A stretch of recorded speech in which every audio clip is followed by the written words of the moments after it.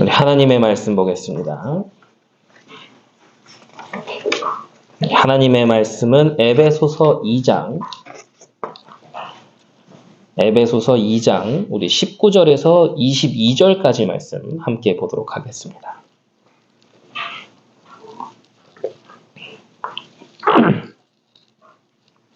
하나님의 말씀 에베소서 2장 19절에서 22절까지 말씀 우리 함께 합독하시겠습니다. 그러므로 이제부터 너희는 외인도 아니요 나그네도 아니요 오직 성도들과 동일한 시민이요 하나님의 권속이라. 너희는 사도들과 선지자들의 터 위에 세우심을 입은 자라. 그리스도 예수께서 친히 모퉁이 돌이 되셨느니라. 그의 안에서 건물마다 서로 연결하여 주 안에서 성전이 되어가고 너희도 성령 안에서 하나님이 거하실 처소가 되기 위하여 그리스도 예수 안에서 함께 지어져 가느니라. 아멘. 오늘 우리 함께 예배에 참여하신 또 온라인으로 또 우리 현장에서 함께 예배하는 우리 모든 성도님들을 주님의 이름으로 환영하고 축복합니다.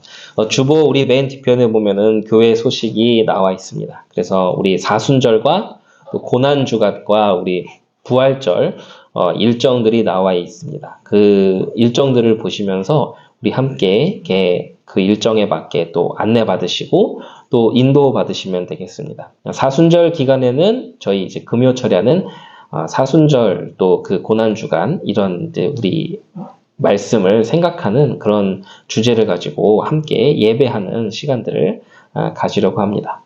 목요 교리 교실 시간을 변경합니다. 우리가 매주 목요일마다 밤 9시에 했는데 이제 수요일 밤 9시에 온라인 줌으로 우리 좀 진행을 하려고 합니다. 그래서 수요일 밤으로 바뀌었다라는 거 또 이렇게 알고 계시고 또 우리 또 이렇게 청년들께서도 우리 그 카톡방에 좀 이렇게 그 변경됐다는 걸 조금 알려주셨으면 좋겠어요. 그래서 차질 없이 이렇게 함께 하실 수 있도록 좀 도와주시고 또 아까 우리 장로님께서도 기도를 하셨지만 저희가 지금 이제 대한예수교 장로회 우리 합동 측으로 지금 이제 우리 가입 절차 우리 지금 이제 진행 중에 있습니다. 그래서 저희 동탄 방주교회는 대한예수교 장로회 합동 시화산노회 동탄 시찰로 저희는 이제 가입하려고 지금 지역교회 목사님들을 또 만나 뵙고 또 인사도 드리고 또 이제 명절이 지나면 우리 서기 목사님을 통해서 관련된 서류를 받아서 작성을 하고 또 작성하다 보면은 또 그 이제 교회에 지금 현재 이렇게 계시는 분들의 이런 명단들도 필요합니다. 그래서 이런 분들도 이제 이렇게 저희가 작성을 해야 된다라는 것들을 알고 조금 미리 이렇게 또 생각을 해주시면 되겠습니다. 2월 19일부터 20일까지 제가 그 이제 서울 세곡교회에서 개혁주의 설교 연구 세미나 참석을 하게 됩니다. 그래서 미국 웨스트민스터 신학교 조직신학 교수인 반드루넨 교수, 이분이 30살의 교수가 되면서 교수만 된 게 아니라 30살에 변호사까지 같이 됐던 대단하신 분인데 이분이 이제 얘기하는 게 하나님 나라를 살아가는 시민들, 그러니까 우리 성도들의 이런 살아가는 삶 이런 부분에 대해서 유명한 저서들을 많이 남겼습니다. 그래서 이번에 여기 함께 참여하면서 또 우리 지금 이제 군복무 중인 우리 조영래 박사님하고 또 같이 함께하는 시간들도 좀 가지려고 합니다. 그래서 이 시간 또 뜻깊은 시간이 될 수 있도록 기도해 주시면은 감사하겠습니다. 오늘은 이제 명절입니다. 명절이라서 이제 함께 예배하는 또 이 영상 유튜브를 또 보시게 될 우리 성도님들 그 각자 가정에서 현장에서 또 그 계시는 곳에서 하나님 나라의 평안함을 풍성히 누리는 그런 명절이 될 수 있도록 기도하고 또 축복합니다. 네, 오늘 우리의 말씀 보겠습니다. 오늘 이 말씀은 진리 위에 세워진 성전이라는 제목입니다. 진리 위에 세워진 성전. 한국의 세대가 고령화가 되고 시대의 문화 자체도 지금은 이제 반기독교적인 문화가 굉장히 지배적입니다.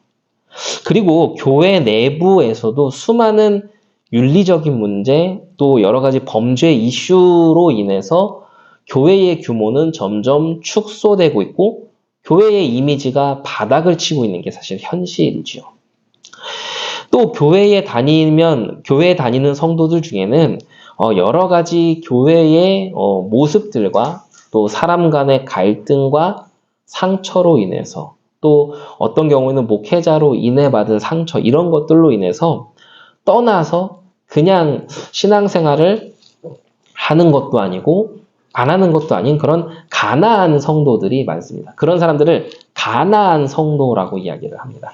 교회를 소속은 돼 있는데 들어가지도 않고 나가지도 않고 집에서 혼자 예배드리고 이런 사람들을 가나안 성도들이라고 하죠. 그런 현실을 우리는 지금 마주하는 중에 있습니다. 이런 현실을 마주하는 중에 우리는 에베소서를 통해서 하나님께서 의도하신 교회의 참 모습을 우리는 전달받고 있습니다. 이 땅에 있는 교회들을 얼핏 보면 사람에 의해 만들어진 조직체 같이 보일 수도 있습니다. 어떤 예수 믿지 않는 분들은 물론이고 신자들 중에서도 그렇게 생각하는 사람들이 많죠. 사람에 의해서 생겨진 조직체라고. 물론 세워진 모든 교회들이 하나님의 강권적인 역사와 인도 가운데서 모든 교회가 다 세워졌다고 하기에는 다소 무리가 있습니다. 여러 가지 갈등으로 인해 세워진 교회도 있고 하니까요. 그렇지만 그런 틀린 동기에서 세워진 교회들은 그냥 차치하고서라도 말씀과 성령의 역사 속에서 바르게 세워진 교회는 말씀과 성령의 역사 속에서 바르게 세워진 교회는 하나님에 의해 세워진 신적 기관이고 또 그러한 교회는 철저하게 언제나 성경을 제1의 권위, 그리스도를 머리로 두고 나아갈 때 이렇게 참 교회의 모습을 회복할 수 있다는 것을 우리는 기억을 해야 됩니다. 그래서 모든 정통교회는 성경을 제1의 권위로 두고 언제나 그리스도를 머리로 삼는 교회가 정통교회죠. 그리고 그렇게 해 나갈 때 참 교회의 모습을 회복할 수 있는 것입니다. 이런 것들을 기억해야겠지요. 19절입니다. 오늘 읽은 19절이죠. 그러므로 이제부터 너희는 외인도 아니요 나그네도 아니요 오직 성도들과 동일한 시민이요 하나님의 권속이라 하고 써 있습니다. 여기서 가장 앞에 있는 그러므로라는 이 표현은 아주 중요한 표현입니다. 우리가 천국의 한 가족이 된 근거가 그 앞에 장절에서 쭉 설명되어져 나오기 때문에 그 설명되어져 나오는 그 내용을 마치자마자 그러므로라고 하면서 19절이 시작이 되는 거예요. 그러므로. 당시 시대에는 그 도시에 거주하는 사람들의 특권을 세 가지로 분류를 했습니다. 세 가지로 분류했어요. 첫 번째로는 완전한 시민권자로 분류를 했고, 그 다음에는 이제 그 지역에 거주하는 외국인으로 분류를 했고, 마지막으로는 일시적으로 체류하는 외국인으로 표현을 했지요. 그래서 그걸 순례자라고 좀 표현을 하기도 합니다. 이방인은 외국인을 표현하는 거고, 순례자는 그걸 표현하는 거예요. 그래서 순례자의 기도, 이게 사실 그렇게 좋은 표현인가? 라는 좀 생각은 좀 많이 들기는 하는데, 이렇게 표현해요. 완전한 시민권자, 거주하는 외국인, 그리고 일시적으로 체류하는 외국인. 이렇게 세 가지로 분류가 됩니다. 그렇기 때문에, 외인들, 그러니까 거주하는 외국인과 일시적으로 체류하는 외국인들은 충분한 법적 권리를 누릴 수 있는 그러한 특권이 없는 자들이었어요. 바울은 바로 이런 당시 시대 상황의 분류 방법을 반영하고 설명을 하고 있는 겁니다. 천국 시민이 된 에베소 교인들에게 당신들은 외인도 아니고 이방인도 아니고 천국 시민이다라는 것들을 표현을 하고 있는 것이죠. 더 이상 에베소 교인들은 외국인이나 이방 나그네가 아닙니다. 유대 성도들과 함께 동료이자 시민이자 하나님 나라의 가정 일원이라는 것을 기억하며 흔들리지 말라는 것이 오늘 바울이 에베소 교인들에게 전달하는 말씀이지요. 이 말씀을 듣는 우리 역시 마찬가지입니다. 우리는 천국에서 외인이 아닙니다. 하나님 나라 안에서 나그네 대접을 받을 위치에 있는 사람들이 아니라는 겁니다. 우리는 그리스도 안에서 하나님 나라의 시민이 되었습니다. 우리는 그리스도 안에서 연합된 완전한 가족의 일원이 된 것입니다. 그것을 오늘 본문은 쭉 설명을 하고 있는 것이죠. 오늘 본문을 기록한 바울은 당대 최고의 로마였던 로마의 시민권자였습니다. 로마 시민권을 가진 사람이었죠. 하지만 바울은 그 어디에서도 이 로마 시민권을 자랑하지 않습니다. 오히려 더욱더 천국 시민권의 가치와 천국 시민권의 귀중함을 주장하고 있지요. 우리가 최종적으로 붙들어야 될 정체성, 우리 그리스도인들이 최종적으로 붙들어야 될 정체성은 천국 시민권이라는 것입니다. 교회는 다양한 직업과 다양한 나이 세대와 또 성별, 또 국적의 사람들이 모여 있는 곳이 교회입니다. 또 각자가 성장해온 배경과 문화와 환경이 다 다르지요. 이런 우리들을 하나로 묶을 수 있는 유일한 것은 이 동일한 천국 시민, 하나님의 가족이라는 정체성이 우리를 묶을 수 있다는 것을 오늘 본문은 설명을 하고 있는 겁니다. 오늘날은 이 가족이라는 개념이 참 많이 훼손된 시대입니다. 많이 훼손되었죠. 또 가족의 개념이 많이 바뀌기도 했죠. 그렇다고 해서 우리가 이 성경에서 이야기하는 가족 관계의 의미까지 그리스도인들이 희미해지면 안 된다는 것입니다. 교회 안에서의 교제가 그래서 너무 중요합니다. 교회 안에서 함께 교제하고 나누고 또 서로 안부를 물어보고 또 서로를 위해 기도해주고 하는 이런 부분들이 너무 중요한 것이죠.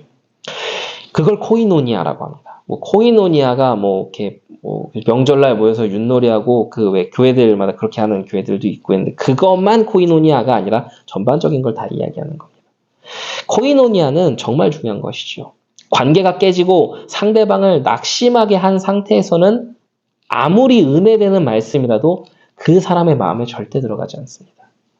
그래서 교회 공동체에서 사랑의 마음을 가지고 섬기고 살피고 귀 기울이는 것은 너무도 필요한 일입니다.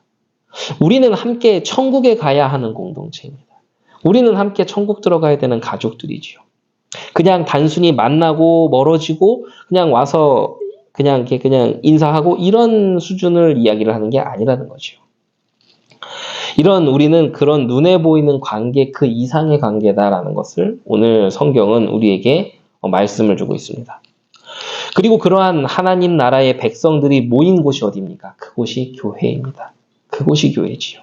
교회는 다양한 직업, 나이, 또 성별, 세대, 국적의 사람들이 모여 있습니다.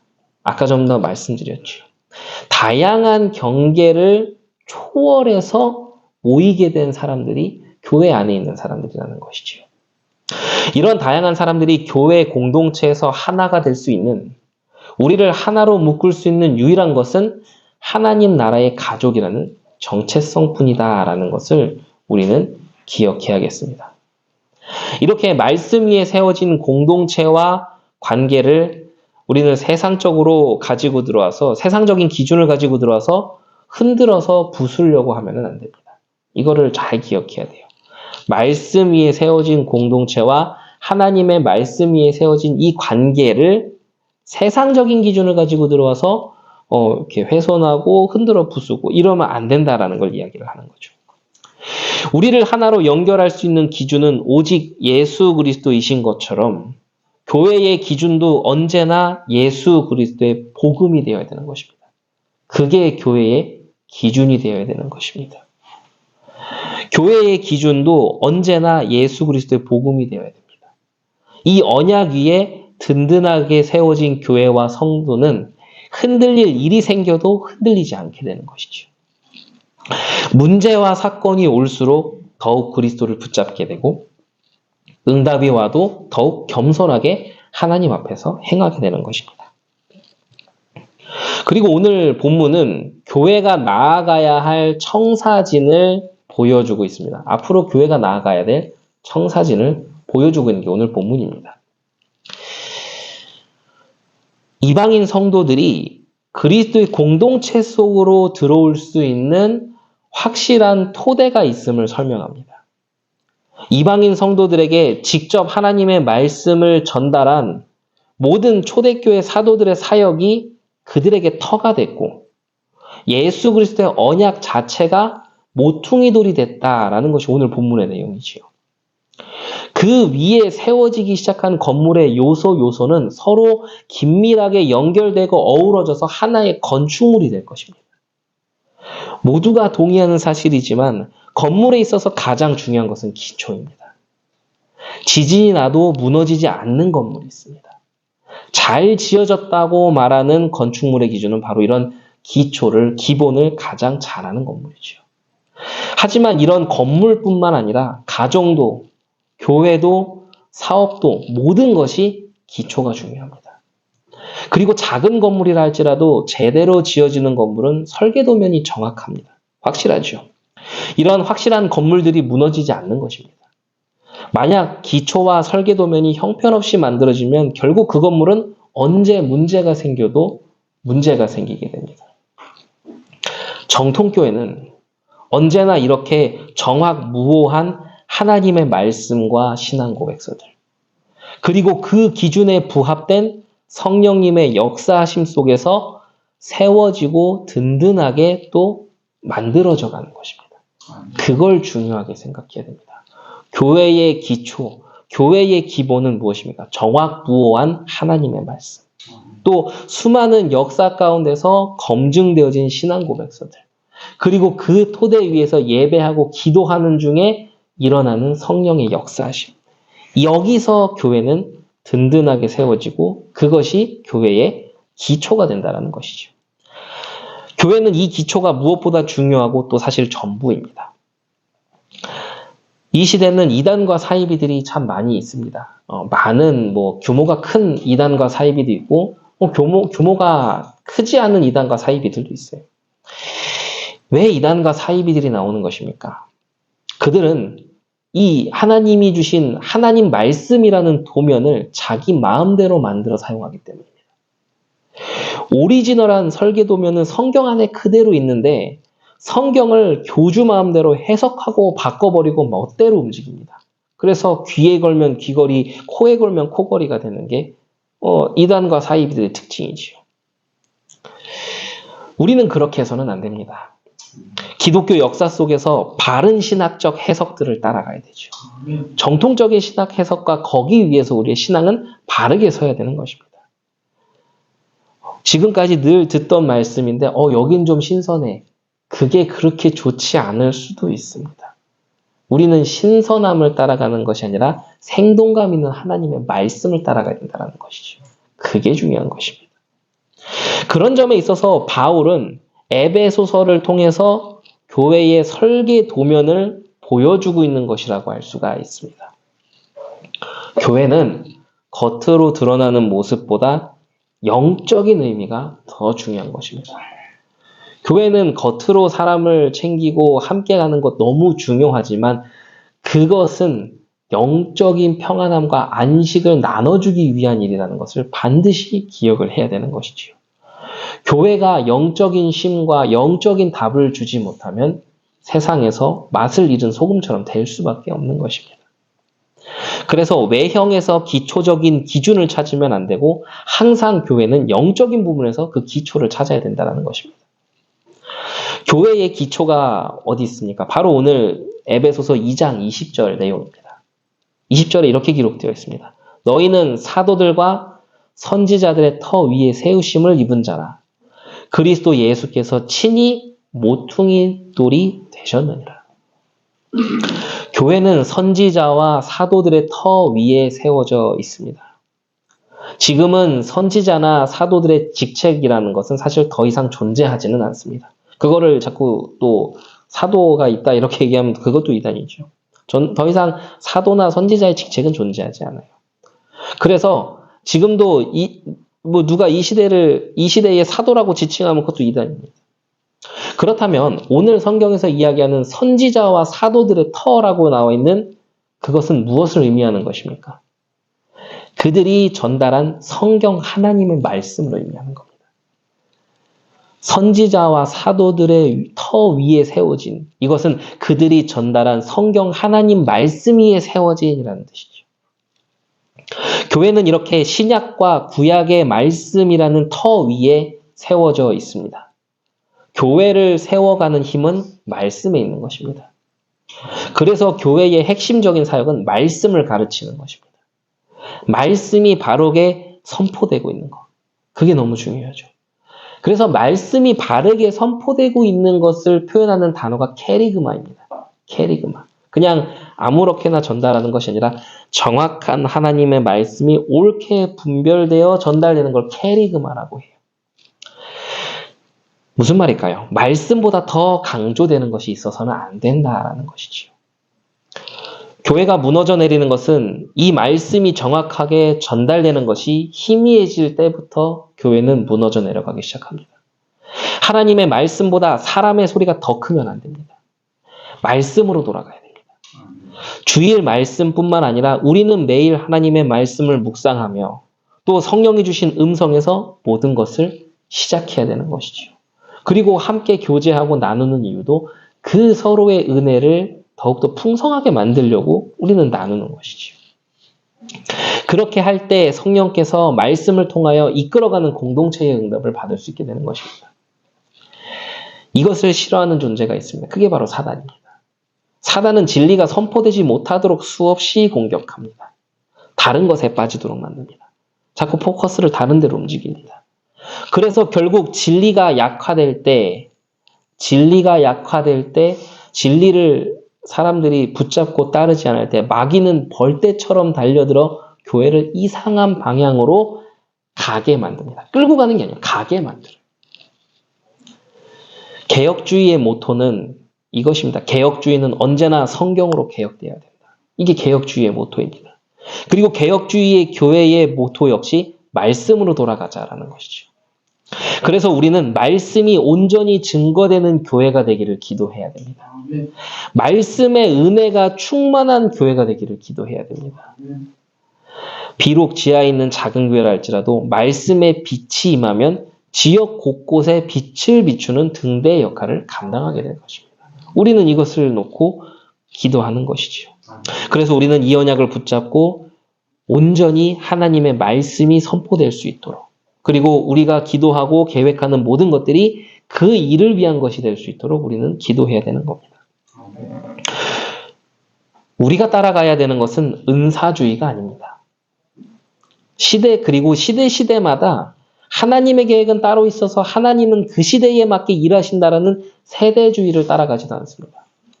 은사주의는 너무도 잘 알고 계시겠지만 세대주의는 좀 또 처음 들어보셨을 거예요. 세대주의가 뭐냐면 하나님은 시대를 딱딱딱딱 나눠놓고 시대마다 하나님의 계획이 따로 있어서 하나님은 그 시대에 맞게 일한다라는 거죠. 그래서 그 시대가 끝나면은 뭐 그건 당연한 거, 이렇게 얘기를 하는, 그게 세대주의입니다. 그걸 세대주의죠. 좀 익숙하시죠? 세대주의. 그게 세대주의 이단입니다. 이단 사상이에요.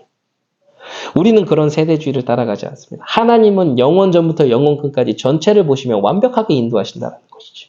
우린 그걸 따라가는 겁니다. 우리는 그리고 결과를 중시하는 결과주의도 아닙니다.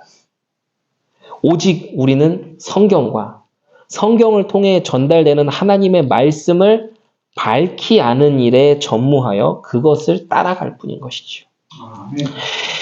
어느 교회가 강한 교회입니까? 말씀을 붙든 교회가 강한 교회입니다. 어느 교회가 무너지지 않는 교회입니까? 말씀 붙든 교회가 무너지지 않는 교회입니다. 어느 교회가 하나님이 기뻐하시는 교회입니까? 말씀 붙든 교회를 하나님은 기뻐하신다는 것이죠. 그 교회가 세상에 빛을 비추며 선한 영향력을 줄 수 있는 것입니다. 교회가 하나님의 말씀을 붙잡지 않고 하나님의 말씀을 전달하지 않으면 선한 영향력이 아닌 부패한 영향력을 준다라는 것을 우리는 반드시 기억해야 되는 것이죠. 우리는 신구약 성경 말씀 외에 다른 것을 찾으려고 하면 안 됩니다.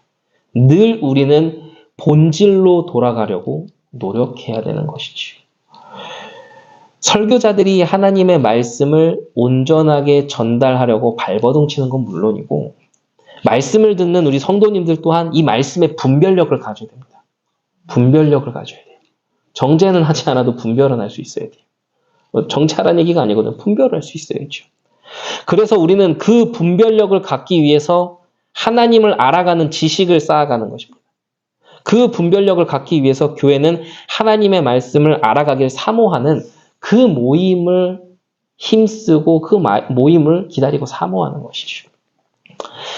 하나님의 말씀을 가까이 하고 우리는 성경을 공부해야 됩니다. 성경을 알아가야 돼요. 성경을 아는 만큼 신앙이 성장하게 되어 있습니다. 주일에 한 번 교회 오는 것으로는 사실 성경을 다 알 수는 없습니다. 그래서 우리는 말씀의 훈련을 받아야 되는 것이고 내 개인이 시간을 따로 내어 하나님 말씀을 보는 일에 집중을 하는 것이죠. 또 이렇게 말씀으로 꾸준히 다져진 신자들 한 사람 한 사람이 모여 건강한 교회를 이루어 나갈 수 있는 것입니다.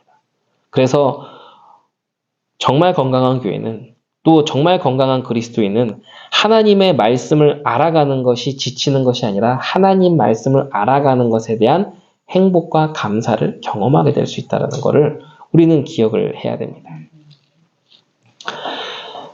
그래서 오늘 우리는 이 진리 위에 서는 교회, 말씀 위에 서는 교회, 이 응답을 오늘 우리는 한 주간 붙잡고 기도해야겠습니다. 말씀 위에 서는 것이 곧 복음 위에 서는 것입니다. 복음은 곧 예수 그리스도입니다. 복음 위에 선다. 예수 그리스도의 그 언약 위에서 내가 나아간다라는 의미이지요. 성경은 언제나 예수 그리스도 중심으로 기록되어 있습니다. 이거를 기억해야 돼요. 그래서 마태복음 16장 16절에서 18절에 이렇게 기록되어 있죠. 시몬 베드로가 대답하여 이르되 주는 그리스도시요 살아계신 하나님의 아들이시니라. 예수께서 대답하여 이르시되 바요나 시몬아 내가 복이 있도다. 이를 내게 알게 하니는 혈육이 아니요 하늘에 계신 내 아버지니라. 또 내가 내게 이르노니 너는 베드로라. 내가 이 반석 위에 내 교회를 세우리니 음부의 권세가 이기지 못하리라. 이 성경 구절은 예수는 그리스도 모든 문제 해결자를 이야기하는 게 아닙니다. 다시 읽어보세요. 모든 문제 해결자가 아니에요. 내 육신적 문제 해결, 내 영적 문제 해결을 위해서 오신 그리스도가 아니라는 거예요. 그게 그리스도가 아니라는 겁니다. 제한하면 안 돼요. 축소시키면 안 됩니다. 하나님은 우리가 생각하는 그 이상으로 생각하지 못하는 크고 놀라운 비밀을 이루시는 그리스도 그 자체라는 것에 우리는 포커스를 맞춰야 되는 것입니다. 정확한 신앙 고백 위에 이 반석 위에 세워진 교회는 음부의 권세가 이기지 못하는 것을 말씀하시는 겁니다. 이 성경 구절은 그런 성경 구절이에요. 막 너무 힘들어 죽을 것 같아서 이 말씀을 붙잡았더니 문제가 해결돼서 이걸로 주신 게 아니고요. 그리고 그렇게 붙잡았어도 해결되신 분들은 왜 해결된 것입니까? 오늘 이것입니다. 예수 그리스도라는 반석 위에 내 인생이 세워지는 걸 경험했기 때문에 치유가 일어난 거예요. 정확하게 알아야 돼요. 주는 그리스도시요 살아계신 하나님의 아들이시라는 신앙 고백은 요술램프가 아닙니다. 내 인생이 거기서 다시 시작되고 내 인생의 주인이 예수 그리스도이십니다. 나는 그분을 따라가고 그분 앞에 모든 것이 죽었고 새롭게 됩니다라는 걸 고백하는 고백이라는 사실을 기억해야 되는 것이지요. 오늘 나오는 이 본문의 건축물에 대한 비유를 잘 우리는 확인해 봐야겠습니다. 반석 위에 세워진 교회, 진리 위에 세워진 교회. 오늘 나오는 이 건축물에 대한 비유는 다 지어진 건축물을 이야기하는 게 아닙니다. 진행형이에요. 지어지는 중에 있는 건축물을 말하는 거예요. 이게 헬라어에 보면은 그런 시제로 돼 있어요. 지어지는 중에 있는 건축물. 이렇게 교회는 함께 지어져 갑니다. 천국 가는 그날까지. 그래서 그리스도를 모퉁이돌로 비유하는 것입니다. 그리스도가 이방인과 유대인을 이어주고 성도와 성도를 잇는 모퉁이돌의 역할을 하신다라는 의미인 것이죠. 그래서 마귀는 계속 분열하게 한다는 특징이 있는 것입니다. 마귀는 계속 분열하게 하지만 그리스도는 관계를 회복시킵니다. 연합하게 하십니다. 화목함이라는 따뜻한 힘이 흐르는 게 예수 그리스도의 이름의 힘인 것이지요. 교회 공동체 안에 있는 모든 모임은 반드시 그리스도 중심이 되어야 되며 특정한 사람 중심이 되어서는 안 됩니다. 그렇게 그리스도께서 중심이 되어 있어야 견고하게 무너지지 않는 것이죠. 선지자와 사도들이 가르쳤던 성경 말씀으로 우리의 중심이 튼튼하고 모퉁이 돌이신 그리스도에게 붙어 있고 다른 성도들 간의 교제 안에 그리스도의 사랑과 기도와 섬김이 있으면 하나님께서는 자라가게 하십니다. 그거를 우리는 경험을 해야 되죠. 그래서 교회의 성숙은 영적 성숙을 의미합니다. 모든 사람들의 성숙에 있어서 중요한 기준은 하나님의 말씀이 풍성해지고 또 점점 체계적으로 되어지고 정확하게 쌓아나가지는 것. 이것이지 봉사를 많이 하고 헌신을 많이 하고가 그 사람의 신앙의 수준을 이야기하지 않는다는 걸 기억을 해야 됩니다. 영적으로 자라남이 없이 열심히 하면 어느 날 시험 들어서 사라지고 잠수함을 타버립니다. 그래서 영적 성숙의 기준은 하나님을 알아가는 것. 하나님과 친밀해져 가는 것. 그리고 그것으로 인해서 기쁨과 즐거움이 얼마나 많이 경험되고 있느냐가 우리의 기준이 되어야 되는 것이죠. 그리고 이렇게 영적으로 건강하게 성장하고 치유되는 성도님들이 기꺼이 헌신을 하게 되는 것입니다. 만약 이렇게 성장하고 치유되고 있다라고 하면서도 내가 기꺼이 해야 될 분량이 있는데 그것을 외면하고 도망간다면 그것도 아직은 깨달아가고 있는 과정 중에 있고 잘 못 깨달은 것이죠. 이렇게 하나님 사랑을 더 알아가야 되는 것입니다. 정말 건강하게 신앙하는 성도는 도망가지 않습니다. 하나님 앞에서 해야 될 것들을 발견하게 되죠. 건강한 신앙은 언제나 균형이 있습니다. 이걸 기억해야 됩니다. 영적 밸런스가 있어요. 그리고 함께함이라는 것들이 존재합니다. 그래서 교회의 훈련 중에 한 부분이 함께하는 훈련이지요. 22절입니다. 22절에 이렇게 기록되어 있습니다. 너희도 성령 안에서 하나님이 거하실 처소가 되기 위하여 그리스도 예수 안에서 함께 지어져 가느니라. 중요한 부분이지요. 우리 모두는 이제 우리 안에 그리스도가 거하시는 성전이 되었습니다. 함께 모여 영과 진리로 찬양하고 기도하고 영으로 하나님의 말씀을 듣습니다. 주의 영이 계신 곳이 그 어디나 하나님의 나라이며 교회라는 것을 우리는 믿으며 고백하고 우리는 그 중심으로 모이게 되는 것이죠. 그리스도께서 우리 안에 거하시기 때문에 우리는 모두 성령을 모신 전이라는 걸 기억해야 됩니다. 그래서 이번 한 주간 우리는 교회에 대한 말씀을 붙잡고 이 교회라는 성전과 또 내 개인이라는 성전을 위해 기도하는 한 주간이 되어야겠습니다. 진리의 말씀, 이 말씀의 진리 위에 세워진 교회는 견고하고 흔들리지 않습니다. 그리고 그 안에서 하나님께서 만나게 하신 모든 지체들과의 만남은 축복 중에 축복인 것이죠. 선지자와 사도들의 터 위에 세워진 교회, 말씀 위에 세워진 교회, 모퉁이돌 대신 예수 그리스도와 함께 긴밀하게 연합된 공동체의 응답과 축복이 우리 모든 성도님과 우리 방주교에 있게 되기를 기도합니다. 그래서 그 아름다움을 세상 속에서 드러내고 빛을 비출 때 하나님 나라의 다스림으로 인해서 아름다워지는 응답을 모두가 체험하게 되기를 기도합니다. 우리는 각 사람의 모습을 통해서 모든 사람들이 그리스도를 보게 되기를, 예수 그리스도의 향기를 맡게 되기를, 우리가 그런 도구가 되기를 기도하는 그런 사람들이 될 수 있도록 예수 그리스도 이름으로 축원합니다. 기도하겠습니다. 주님의 은혜에 감사드립니다.